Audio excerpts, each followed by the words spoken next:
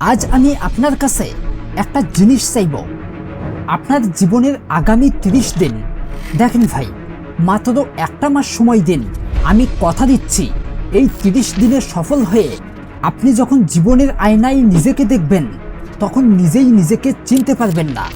দুনিয়ার অধিকাংশ মানুষ এক বছরে যা অর্জন করতে পারে না, আপনি সেটাই করে দেখাবেন মাত্র 4 সপ্তাহে। আপনার মনে হচ্ছে, ধুর ভাই, এটা সম্ভব নাকি? তবে এই বৈজ্ঞানিক তথ্যটা মন দিয়ে শোনেন।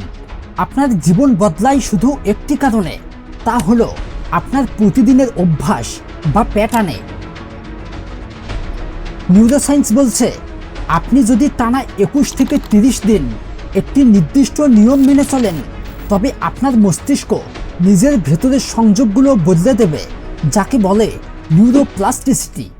1950 সালে ডক্টর ম্যাক্সওয়েল মাল্টস সত্যটি সামনে আনেন। তিনি খেয়াল করে দেখেন, যে কোনো নতুন অভ্যাস বা পরিবর্তনকে নিজের জীবনের অংশ হিসেবে মেনে নিতে মানুষের 21 দিন সময় লাগে।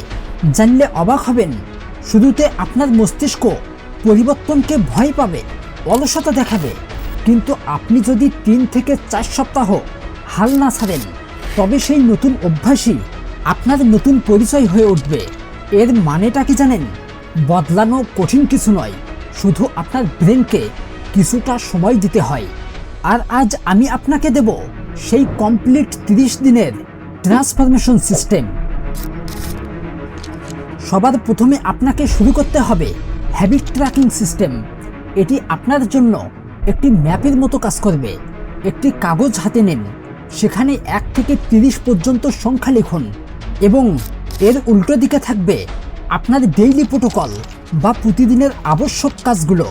এখানে আপনি কোন কাজগুলো করবেন সেটা আপনার ইচ্ছা, তবে আমি চাইব আপনি অন্তত 3টি কাজ অবশ্যই এই তালিকায় লিখুন: দেহ মজবুত, মনের প্রশান্তি এবং ইনকাম স্কিল।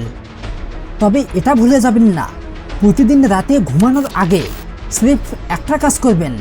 যে কাজগুলো আজকে কমপ্লিট হয়েছে তার পাশে একটি টিক চিহ্ন দিন।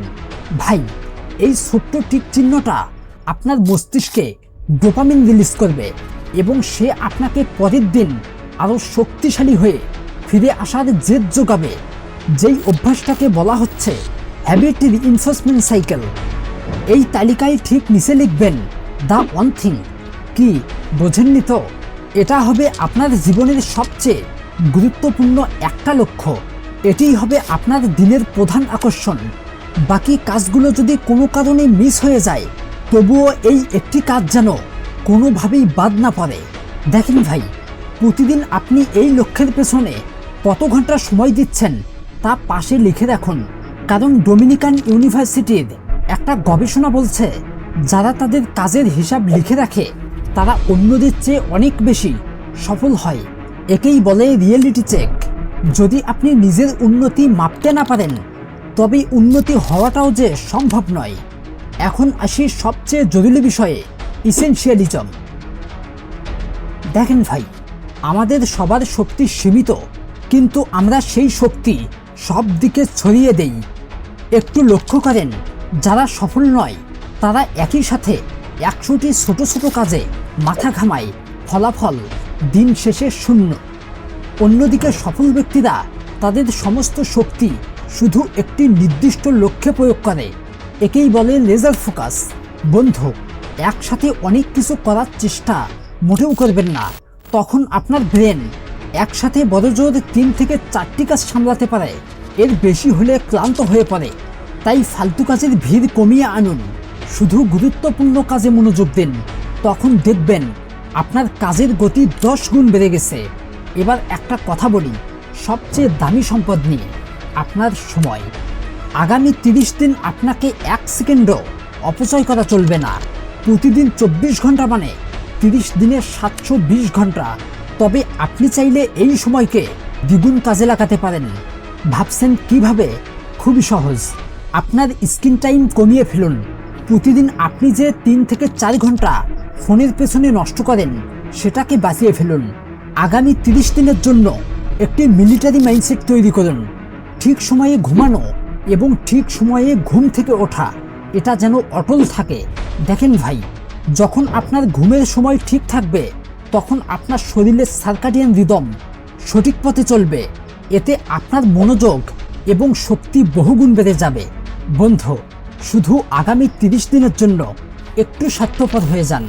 সোশ্যাল মিডিয়ায় স্ক্রলিং, আজেবাজে আড্ডা বা গেম খেলা, এইসব ফালতু কাজ আজ থেকে বন্ধ করুন। আপনার অগ্রাধিকার হবে শুধু আপনি নিজে। শোনেন, আজ আপনার এই কঠোর পরিশ্রম কাল আপনার পরিবার এবং বন্ধুদের মুখে হাসি ফোটাবে।